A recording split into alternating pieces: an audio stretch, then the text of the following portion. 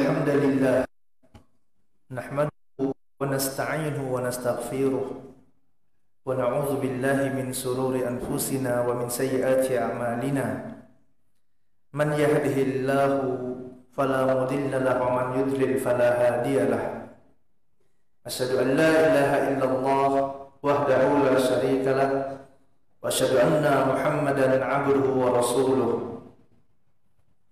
قال الله تعالى في كتابه الكريم يا أيها الذين آمنوا اتقوا الله حق تقاته ولا تموتن إلا وأنتم مسلمون. يا أيها الناس اتقوا ربكم الذي خلقكم من نفس واحدة وخلق منها زوجها وبث منهما رجالا كثيرا ونساء واتقوا الله الذي تساءلون به والأرحام إن الله كان عليكم رقيبا. يا أيها الذين آمنوا اتقوا الله وقولوا قولا سديدا يصلح لكم أعمالكم ويغفر لكم ذنوبكم ومن يطع الله ورسوله فقد فاز فوزا عظيما. أما بعد فإن أصدق الحديث كتاب الله وخير الهدي هدي محمد صلى الله عليه وسلم وشر الأمور محدثاتها فإن كل محدثات بدعة وكل بدعة ضلالة وكل ضلالة في النار. Segala puji hanya milik Allah Subhanahu wa taala. Kita memujinya, memohon ampunan, memohon pertolongan, memohon hidayah hanya kepada Allah Subhanahu wa taala saja. Barang siapa yang Allah Subhanahu wa taala berikan kepadanya hidayah, maka tidak ada satupun yang dapat menyesatkannya. Dan barang siapa yang disesatkan oleh Allah Subhanahu wa taala, maka tidak ada satupun yang dapat memberikan kepadanya hidayah. Kita bersaksi bahwasanya tiada Rabb yang berhak diibadahi dengan benar kecuali hanya Allah Subhanahu wa taala saja. Dan kita bersaksi bahwasanya Muhammad sallallahu alaihi wasallam adalah hamba dan utusan Allah Subhanahu wa taala. Salawat besertakan salam senantiasa kita curahkan kepada junjungan kita, Nabi kita cintai, Nabi Muhammad sallallahu alaihi wasallam. Begitu pula kepada keluarganya, kepada sahabatnya, dan kepada umat yang istiqomah mengikuti sunnah beliau hingga hari kiamat. Jamaah sidang Jumat yang dirahmati oleh Allah Subhanahu wa taala. Rabb Allah Subhanahu wa taala telah memilih di antara sekian banyak hamba kekasihnya.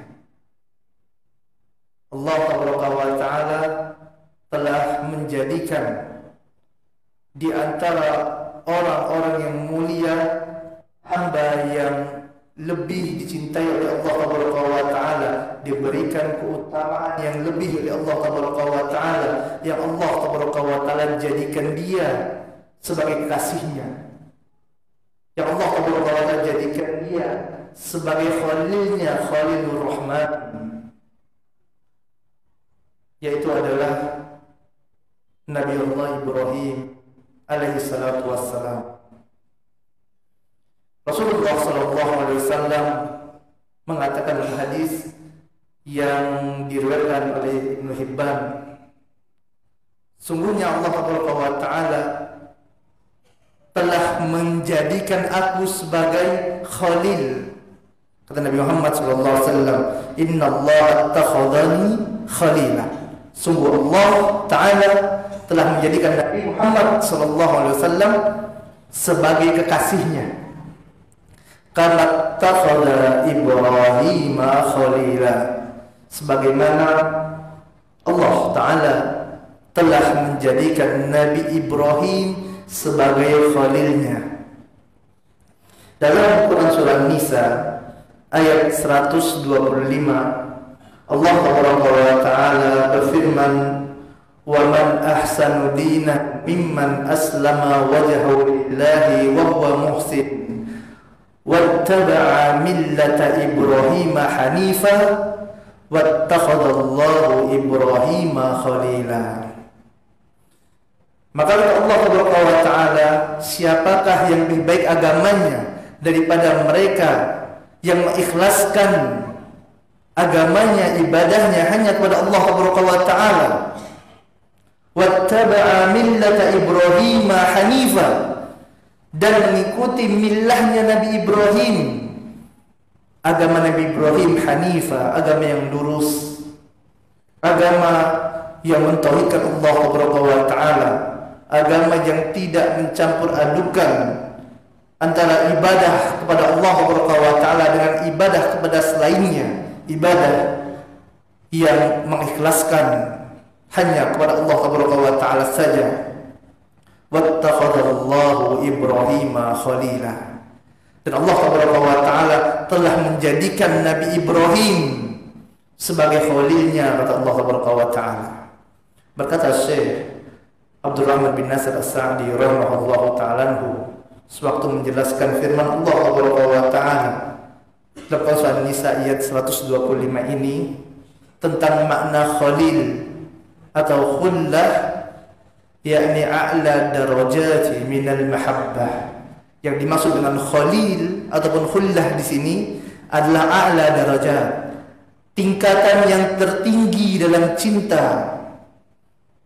Allah Ta'ala jadikan Nabi Muhammad SAW dan Nabi Ibrahim sebagai hamba yang paling dicintai oleh Allah Ta'ala, khalilnya, kekasih Allah Ta'ala. Dan jamaah yang dirahmati Allah Ta'ala, derajat ini yang mana Allah Ta'ala jadikan Ibrahim alaihi salatu wassalam sebagai khalil, kekasihnya, ini tidaklah didapat begitu saja.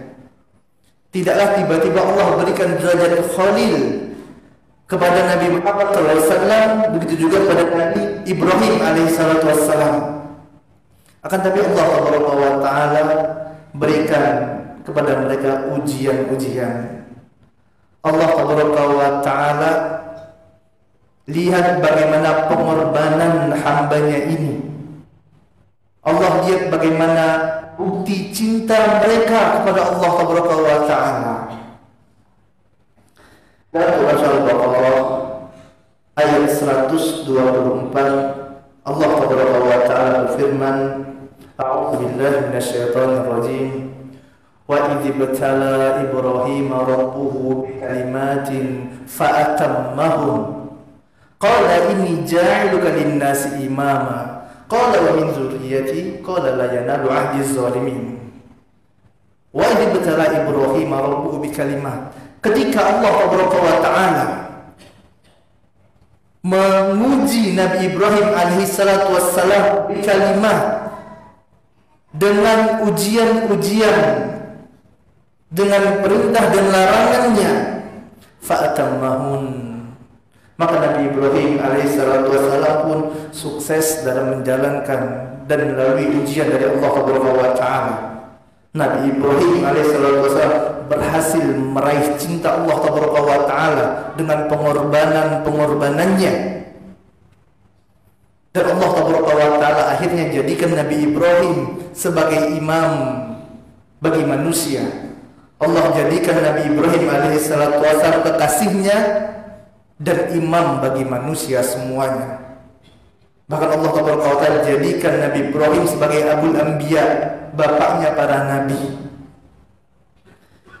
Jangan dirahmati Allah Ta'ala, di antara ujian ataupun pengorbanan yang dilakukan oleh Nabi Allah Ibrahim alaihi salatu wassalam untuk mencapai derajat khalil, derajat tertinggi dalam cinta dari Allah Azza wa Jalla, adalah bagaimana Nabi Ibrahim alaihi salatu wassalam senantiasa mendakwakan tauhid kepada Allah Ta'ala.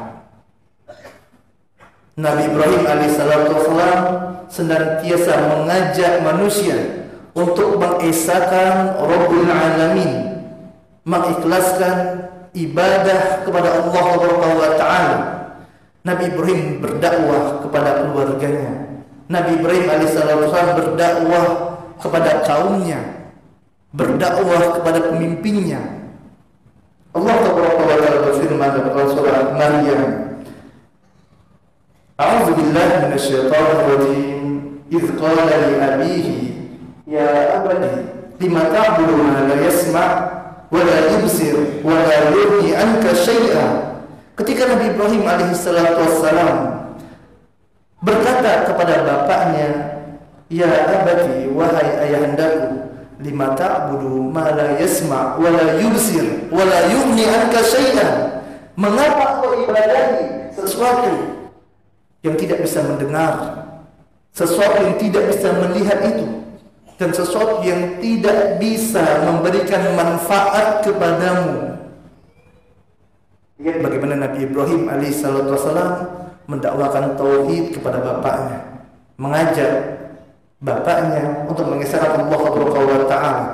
Nabi Ibrahim mengajak orang tuanya untuk berpikir, bagaimana bisa engkau wahai ayahandaku ibadahi sesuatu yang tidak bisa mendengar, tidak bisa melihat, dan tidak bisa memberikan manfaat sedikit pun. Dan lihat bagaimana tanggapan orang tua dari Nabi Ibrahim alaihissalatu wassalam. Qala aradun anta an alihati ya Ibrahim. Bapaknya mengatakan, wahai Ibrahim, aradun anta, apakah engkau benci terhadap Tuhan-Tuhanku ya Ibrahim, wahai Ibrahim? La illam tantahi, apabila engkau tidak berhenti mendakwakan tauhid, la arjumannaka, maka akan aku rajam engkau, Ibrahim. Wahjurni maliya. Kemudian Nabi Ibrahim pun diusir oleh orang tuanya karena mendakwakan tauhid kepada Allah Subhanahu wa taala. Dan pada waktu itu Nabi Ibrahim alaihissalatu wassalam masih berusia 16 tahun, masih sangat muda, berkorban untuk agama Allah Subhanahu wa taala, untuk mengajak manusia mengesahkan Allah Subhanahu wa taala. Dalam surah Al-Anbiya ayat 52 sampai 54, Allah Subhanahu wa taala berfirman, a'udzu billahi minasyaitonir rajim, idz qala li abihi wa qaumihi ma hadhihi tamasil allati antum laha akifun qalu wajadna aba'ana laha abidin qala qad kuntum antum wa aba'ukum fi dhalalin mubin. Ketika Nabi Ibrahim alaihissalatu wassalam dakwah kepada kaumnya, Nabi Ibrahim mengatakan, idz qala li abihi wa qaumihi, ketika Nabi Ibrahim berkata kepada bapaknya dan kepada kaumnya, ma hadhihi tamasil, patung-patung apa ini? Allati antum laha akifun, yang kalian khusyuk sekali di hadapannya. Qalu wajadna aba'ana laha abidin. Kemudian kaumnya Nabi Ibrahim mengatakan, wajadna aba'ana laha abidin, sungguh kami dapati dahulu bapak-bapak kami menyembah kepada patung-patung ini, laha abidin. Maka Nabi Ibrahim alaihissalatu wassalam pun mengingkari peribadatan kepada selain Allah ini dengan mengatakan, qala qad kuntum antum wa aba'ukum fi dhalalin mubin. Maka sungguh antum dan bapak-bapak antum dahulu sungguh benar-benar berada di atas kesesatan yang nyata, kata Nabi Ibrahim alaihissalatu wassalam. Makanya di sini jamaah sidang Jumat yang dirahmati oleh Allah Subhanahu wa taala, berkata Imam Ibnu Qayyim rahimahullahu taala, di antara sebab banyaknya manusia terhalang untuk mendapatkan hidayah dari Allah Subhanahu wa taala adalah dia tidak mau meninggalkan tradisi yang menyimpang. Walaupun telah datang burhan, penjelasan dari Allah Subhanahu wa taala. Kita lihat bagaimana Nabi Ibrahim alaihissalatu wassalam berkorban, walaupun harus dimusuhi oleh kaumnya. Bahkan Nabi Ibrahim alaihissalatu wassalam akan dibakar. Mereka kumpulkan kayu-kayu yang banyak, mereka bakar kayu tersebut sehingga menjadi api yang besar, dan mereka akan lemparkan Nabi Ibrahim alaihissalatu wassalam. Karena Nabi Ibrahim berkorban untuk agama Allah Subhanahu wa taala. Karena Nabi Ibrahim mengajak mereka untuk mengesahkan Allah, mendakwakan tauhid kepada Allah Subhanahu wa taala. Sewaktu mereka akan melemparkan Nabi Ibrahim, Nabi Ibrahim pun didatangi oleh malaikat Jibril alaihi salatu wassalam. Malaikat Jibril mengatakan, "Ya Ibrahim, hal laka ilayya hajah?" Wahai Ibrahim, apakah kau butuh pertolongan dariku, bantuan dariku? Kemudian Ibrahim alaihi salatu wassalam mengatakan, "Amma ilayka fala wa amma ila Allah fan'am, hasbunallah wa ni'mal wakil." Adapun bantuan dari engkau wahai Jibril, maka aku tidak butuh. Namun bantuan dari Allah ini yang sangat aku butuhkan. Hasbunallah wa ni'mal wakil. Cukuplah Allah penolong bagiku. Maka jemaah yang dirahmati Allah Subhanahu wa taala, apakah Allah Subhanahu wa taala biarkan hamba-Nya yang bertakwa kepadanya, yang telah berjuang untuk agama Allah Subhanahu wa taala, apakah Allah tinggalkan? Jawabannya tidak. Lihat bagaimana Allah Subhanahu wa taala berfirman dalam Surah Al-Anbiya. Allah katakan, "Qulna lin-nar kuni bardan wa salaman 'ala Ibrahim." Allah Subhanahu wa taala perintahkan kepada api, "Qulna yan-nar, wahai api, kuni bardan, jadilah engkau dingin." Jadilah api tersebut dingin. "Wa salaman 'ala Ibrahim." Dan keselamatanlah bagi Ibrahim. Kemudian Nabi Ibrahim alaihissalatu wassalam juga diuji dengan ujian yang masih banyak sekali oleh Allah Subhanahu wa taala. Nabi Ibrahim diuji dengan tidak memiliki anak sampai usia yang sudah sangat lanjut, sampai usia 80, sampai menunggu 80 hingga 100 tahun baru Allah Subhanahu wa taala anugerahkan kepada Nabi Ibrahim seorang anak. Apakah ujiannya berhenti? Jawabannya tidak. Allah Taala perintahkan Ibrahim alaihissalatu wassalam untuk membawa istrinya Hajar dan anak yang sangat dia cintai yaitu Nabi Ismail alaihissalatu wassalam ke suatu lembah yang di sana tidak ada kehidupan. Kemudian Allah Taala perintahkan agar Nabi Ibrahim alaihissalatu wassalam meninggalkan dua orang yang sangat dia cintai. Allah ingin melihat seberapa besar cintanya kepada Allah Subhanahu wa taala. Apakah dia Nabi Ibrahim alaihissalatu wassalam akan memilih cintanya kepada anak dan istrinya ataukah cintanya kepada Allah Subhanahu wa taala? Allah perintahkan untuk meninggalkan Hajar dan Nabi Ismail alaihissalatu wassalam di lembah yang jauh dari kehidupan. Dan Nabi Ibrahim alaihissalatu wassalam lakukan karena ini merupakan perintah Allah Subhanahu wa taala. Selanjutnya apakah ujian yang Allah Subhanahu wa taala berikan kepada Nabi Ibrahim berhenti? Jawabannya tidak. Setelah anak ini dewasa, menjadi pemuda yang pintar, yang saleh, yang berbakti kepada kedua orang tuanya, Allah Taala kembali uji Nabi Ibrahim alaihissalatu wassalam. Allah Taala berfirman dalam Quran surah Al-Fat ayat 102,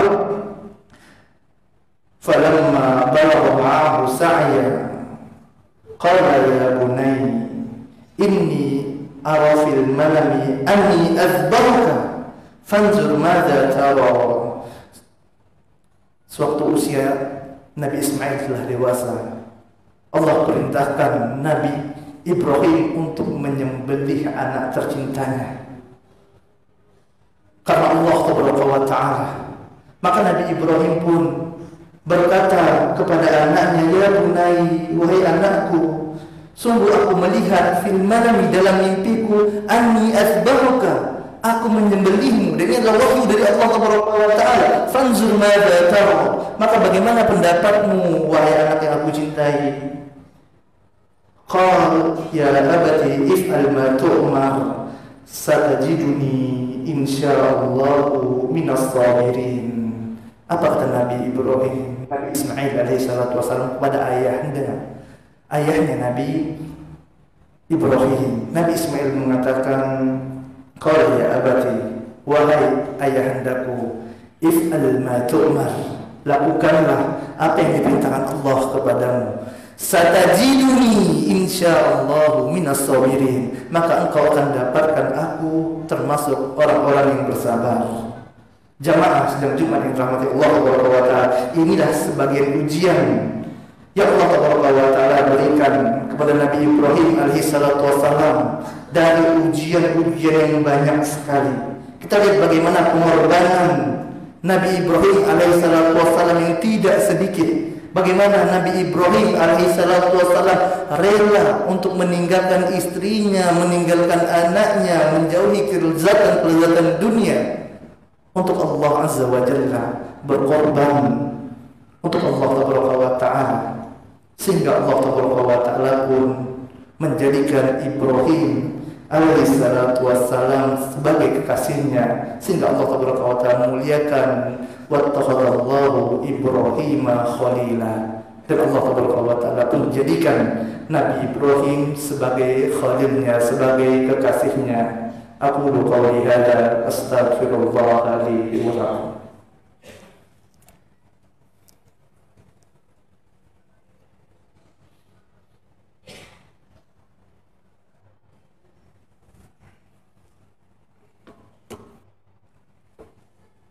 Alhamdulillah hamdan katsiran tayyiban mubarakan fihi kama yuhibbu rabbuna wa yarda. Asyhadu an la ilaha illallah wahdahu la syarika lah wa asyhadu anna Muhammadan abduhu wa rasuluhu la nabiyya ba'da. Jamaah sidang Jumat yang dirahmati oleh Allah Subhanahu wa taala. Kita tentunya ingin sekali mendapatkan cinta dari Allah Subhanahu wa taala. Kita tentu ingin menjadi hamba yang tidak hanya mencintai Allah, akan tetapi juga menjadi hamba yang dicintai oleh Allah Subhanahu wa taala. Maka hendaklah kita berkorban untuk agama Allah Subhanahu wa taala. Hendaklah kita buktikan rasa cinta kita sehingga kita berhak mendapatkan cinta Allah Subhanahu wa taala pada bulan-bulan yang mulia ini. Allah Subhanahu wa taala di antara amalan saleh yang Allah perintahkan kepada kita adalah untuk berkorban. Kita lihat bagaimana dahulu Nabi kita tercinta Muhammad sallallahu alaihi wasallam. Sewaktu dalam keadaan sempit, Rasulullah sallallahu alaihi wasallam berkorban dengan 2 ekor kambing. Dan sewaktu dalam keadaan lapang, dalam hadis yang diriwayatkan oleh Imam Bukhari dan Imam Muslim, Rasulullah sallallahu alaihi wasallam berkorban dengan 100 ekor unta. Untuk apa? Untuk meraih cinta Allah Subhanahu wa taala. Maka bandingkan dengan keadaan kita pada hari ini, jamaah yang dirahmati Allah Subhanahu wa taala, apa yang telah kita lakukan untuk dapat meraih cinta Allah Subhanahu wa taala? Bagaimana salat yang kita lakukan? Apakah dengan salat kita telah pantas mendapatkan cinta Allah? Bagaimana dengan puasa kita? Bagaimana dengan bacaan Quran kita? Bagaimana dengan sedekah kita untuk membangun rumah Allah Subhanahu wa taala, untuk membantu orang-orang yang membutuhkan bantuan? Kita lihat apakah telah pantas amalan kita tersebut sehingga kita berhak mendapatkan cinta dari Allah Subhanahu wa taala, sebagaimana dahulu orang-orang saleh mereka berjuang dengan harta mereka, dengan jiwa mereka. Mereka tidak hanya mengklaim mereka cinta Allah Subhanahu wa taala saja, tapi mereka lakukan dengan sungguh-sungguh amalan saleh tersebut agar mereka mendapatkan cinta dari Allah Subhanahu wa taala, sebagaimana yang dicontohkan oleh Nabi Ibrahim alaihissalatu wassalam. Allahumma salli ala Muhammad wa ala ali Muhammad kama sallaita ala Ibrahim wa ala ali Ibrahim innaka Hamidum Majid, wa barik ala Muhammad wa ala ali Muhammad kama barakta ala Ibrahim wa ala ali Ibrahim innaka Hamidum Majid. Allahumma ighfir lil muslimina wal muslimat wal mu'minina wal mu'minat al ahya'i minhum wal amwat innaka sami'un qaribun mujibud da'wat ya qadiyal hajat. Allahumma aslih lana dinana alladhi huwa ismatu amrina wa aslih lana dunyana allati fiha ma'asina wa aslih lana akhiratana allati fiha ma'adina. Allahumma inna nas'aluka ilman nafi'an wa rizqan tayyiban wa amalan mutaqabbalan. Allahumma aslih lana niyyata wal zurriyyata wal aqwala wal a'mala ya arhamar rahimin. Allahumma ati nafsina taqwaha wa zakkiha anta khairu man zakkaha anta waliyuha wa maulaha. Allahumma inna na'udzubika min ilmin la yanfa wa min qalbin la yakhsha wa min nafsin la tashba wa min da'watin la yustajabu laha. Wa sallallahu ala nabiyyina Muhammadin wa ala alihi wa sahbihi ajma'in wa akhiru da'wana walhamdulillahi rabbil alamin. Hakimus salam.